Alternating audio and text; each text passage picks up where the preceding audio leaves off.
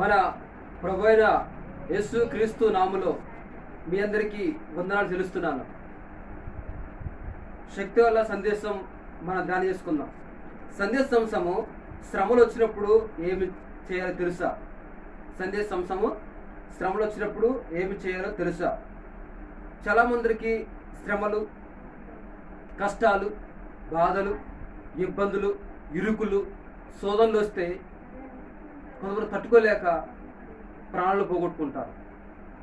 కొంతమంది సమస్య తట్టుకోలేక ఎవరికెవరికో చెప్పుకొని లేనిపోయిన సమస్యలు ఇరుక్కుంటారు. కానీ బైబిల్ గ్రంథంలో ఆనాడు భక్తులు కానీ దేవుణ్ణి సేవించే ప్రతి ఒక్కరూ శ్రమలు వచ్చినప్పుడు ఎలా వారు జయించారో, ఎలా శ్రమల నుంచి వాళ్ళు విడుదల పొందారో ఈ సందేశం ద్వారా తెలుసుకునే ప్రయత్నం చేద్దాం. ప్రాముఖ్యమైన 5 విషయాలు. మొదటిగా చూస్తే, శ్రమ వస్తే కృంగిపోవద్దు. శ్రమ వస్తే కృంగిపోవద్దు. సామెతలు 24:10 చూస్తే, శ్రమ దినమున నువ్వు కృంగిన ఎడల చేత కానీ బానవుదు అని వాక్యం చదువుతుంది. శ్రమ వచ్చినప్పుడు మొట్టమొదటి చేయాల్సింది ఏంటంటే, నువ్వు కృంగిపోవద్దు, ధైర్యం తెచ్చుకోవాలి. శ్రమ దినం కృంగిపోతే చేతకాని స్థితిలోకి నువ్వు దిగజారిపోతావు, చాలా ఇబ్బందుల్లోకి నువ్వు దిగజారిపోతావు. అందుకనే శ్రమ వచ్చినప్పుడు కృంగిపోవద్దు, ధైర్యం తెచ్చుకోవాలి. దేవుడు ఉన్నాడు, దేవుడు నాతో ఉన్నాడు, దేవుడు నన్ను విడవడు అని ధైర్యం నువ్వు తెచ్చుకోవాలి. అందుకని శ్రమ వచ్చినప్పుడు నువ్వు కృంగిపోవద్దు. చాలామంది శ్రమ వచ్చినప్పుడు కృంగిపోయి నలిగిపోయి ఏదో పోగొట్టుకున్నట్టుగా తన జీవితాన్ని కొనసాగిస్తూ ఉంటారు. కానీ శ్రమ దినమున నువ్వు కృంగిపోవద్దు అని వాక్యం చదివిస్తుంది. రెండోది చూస్తే, శ్రమ వస్తే దేవుడే తోడై ఉంటాడు. శ్రమ వస్తే దేవుడే తోడై ఉంటాడు. కీర్తన 91:15 చూస్తే, శ్రమలను అతనికి తోడైందును, శ్రమలను అతనికి తోడైందును, అతను విడిపించి గొప్ప చేస్తాను అంటున్నాడు. అనగా శ్రమ వస్తే ఈరోజు వాక్యం చదువుతుంది, శ్రమ వచ్చినప్పుడు ఎవరెవరు నీకు తోడు లేకపోవచ్చు. శ్రమ వచ్చినప్పుడు అందరిని విడిచిపెట్టవచ్చు.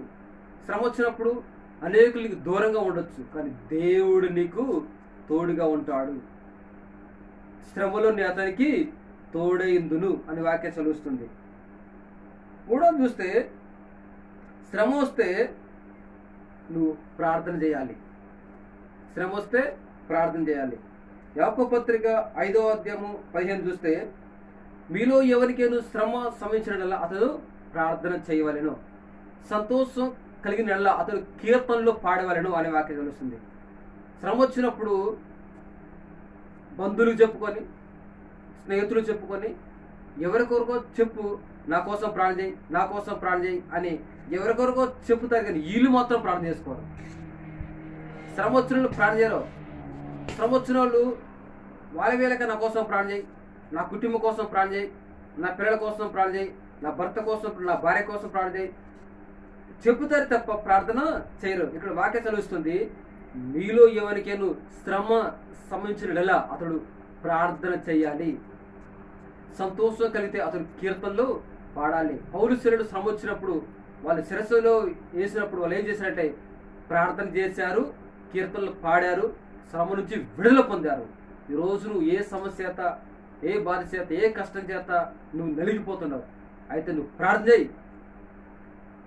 శ్రమ వచ్చింది అని చింతించుకుంటూ లోపల పెట్టుకొని లేనిపో రోగాలు తెచ్చుకోవడం తప్ప ఏమీ లేదు. అందుకనే శ్రమ వచ్చిన ఏం చేయాలంటే ప్రార్థన చేయాలి. నీ విజ్ఞాపన దేవునికి తెలియజేయాలి, నీ సమస్యలు దేవునికి తెలియజేయాలి, నీ కష్టాలు దేవునికి తెలియజేయాలి. అప్పుడే దేవుడు నిన్ను విడిపిస్తాడు. 4వది చూస్తే చూడండి, శ్రమ వస్తే దేవుడే విడిపిస్తాడు. కీర్తన 34:17 చూస్తే, నీతిమంతుడు మొర్ర పెట్టగా నీ అతను మొర విని వారికి కలిగిన శ్రమలన్నింటిలో నుండి ఆయన విడిపిస్తాడు. ఒక్క శ్రమ, 2 శ్రమ కాదు, నీకున్న ప్రతి శ్రమ విడిపించగల దేవుడు యేసు క్రీస్తు ఒక్కడే. అందుకనే శ్రమ వచ్చినప్పుడు నువ్వు ఏం చేయాలంటే, నువ్వు దేవునికి మొర్ర పెట్టాలి, నీతిగా జీవించాలి. ఈరోజు సందేశం ఏంటంటే నీతిగా జీవించి దేవునికి అతుక్కొని ఆత్మీయ జీవితం కలిగిన వారికే ఎటువంటి శ్రమలు వచ్చినా ఆయన ఖచ్చితంగా విడిపించగలడు. ఆయన నీకు మేలు చేయగలడు. చూడండి, అందుకే వాక్యం చదువుతుంది, నీతిమంతులు మరణపెట్టగా యెహోవా ఆలకించును. వారు కలిగిన శ్రమల, ఒక శ్రమ, రెండు శ్రమ, రోజు నాకు ఆ కష్టం వచ్చింది, ఈ బాధ వచ్చింది, ఈ ఇబ్బంది వచ్చిందని అన్నిట్లో విడిపించగల దేవుడు యేసుక్రీస్తు ఒక్కడే. అందుకని శ్రమలన్నిట్లో నుండి నేను విడిపిస్తాను వాక్యం చదువుతుంది. చివరిగా 5వ చూస్తే, శ్రమ వస్తే దేవుడి నీ యందు జాలిపడి ఓదారుస్తాడు. యెషయా గ్రంథము 49వ అధ్యాయము 13 నుంచి 16 చూస్తే, అక్కడ శ్రమ వచ్చినప్పుడు, బాధ వచ్చినప్పుడు, ఇబ్బంది వచ్చినప్పుడు దేవుడే నీ యందు జాలి పడతాడంట.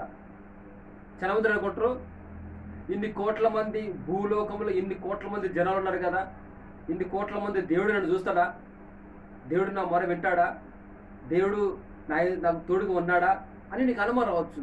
కానీ ఇక్కడ వాక్యం చదువుతుందంటే, స్త్రీ తన బిడ్డను మరుచున వారెన్నో మరుస్తుంది, కానీ నేను మాత్రం నిన్ను మరువను, చూడుము నా అరచేతుల్లో నిన్ను చెక్కునున్నానని దీని వాక్యం తెలుస్తుంది.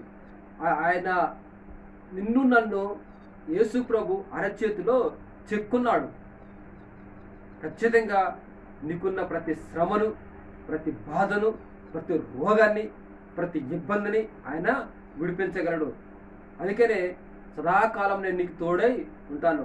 ఈరోజు వారు వచ్చినప్పుడు నీ భర్తనికి తోడు లేకపోవచ్చు, నీ భార్య నీకు తోడుగా లేకపోవచ్చు, నీ అన్నదమ్ములు, అక్క చెల్లెలు, బంధుమిత్రులు, ఇంకా నీ రక్త సంబంధులు ఎవరైనా నీకు తోడుగా ఉంటారు అని ప్రభు చెప్పలేదు, కానీ నేను మాత్రం నీకు తోడుగా ఉంటాను అని ప్రభు చెప్పాడు. అందుకనే శ్రమ వచ్చినప్పుడు నీ యందు జాలిపడి, నన్ను దేవుడు మర్చిపోయాడే, దేవుడు నా మొర వింటాడా, దేవుడు నన్ను చూస్తున్నాడా, దేవుడు నా బాధ అర్థం చేసుకుంటాడా అని నువ్వు అనుకుంటా, కానీ దేవుడు అంటున్నాడు, నిన్ను అరచేతుల్లో చెక్కొని ఉన్నాను, అరచేతుల్లో చెక్కొని ఉన్నాను, నీ ప్రకారం నిత్యం నా ఎదుట ఉన్నవి, నేను విడిపించి నేను గొప్ప చేస్తాను వాక్యం చదువుతుంది. ఈరోజు ఈ సందేశంలో 5 విషయాలు, శ్రమలు వచ్చినప్పుడు ఏం చేయాలి తెలుసా అనే సందేశంలో 5 విషయాలు. మొదటి చూస్తే, శ్రమ వస్తే కృంగిపోవద్దు. రెండోదిగా, శ్రమ వస్తే దేవుడే నీకు తోడుగా ఉంటాడు. మూడోదిగా, శ్రమ వస్తే మనం ప్రార్థన చేయాలి. శ్రమ వచ్చిందని ఎవరికెవరికో చెప్పుకోవద్దు. హిజ్కియా కానీ, ఆనాడు భక్తులు వాళ్ళకున్న శ్రమలు బట్టి హిజ్కియా కానీ, ఆషరాజు కానీ, ఇంకా చూస్తే అనేక భక్తులు వాళ్ళకున్న శ్రమలు బట్టి దేవుడికి చెప్పుకున్నారు. అందుకని శ్రమ వస్తే ప్రార్థన చేయాలి. 4వదిగా, శ్రమ వస్తే దేవుడు విడిపిస్తాడు. నిన్ను ఎవరు విడిపించలేరు, కానీ దేవుడు ఖచ్చితంగా ఎటువంటి పరిస్థితులు ఉన్నా దేవుడు నిన్ను విడిపిస్తాడు. 5వది చూస్తే, శ్రమ వస్తే దేవుడు నీ యందు జాలిపడి నిన్ను ఓదారుస్తాడు. తల్లి తన బిడ్డను ఓదార్చినట్లుగా నేను మిమ్మల్ని ఓదారుస్తాను అని వాక్యం చదువుతుంది. ఈరోజు నువ్వు ఎటువంటి సమస్య చేత, ఎటువంటి బాధ చేత బాధపడుతున్నావో దేవుని విడిపించి నిన్ను నీ కుటుంబాన్ని గొప్పగా దీవించబోతున్నాడు. ఇటు మాటల దేవుడు దీవించుగాక. ఆమేన్.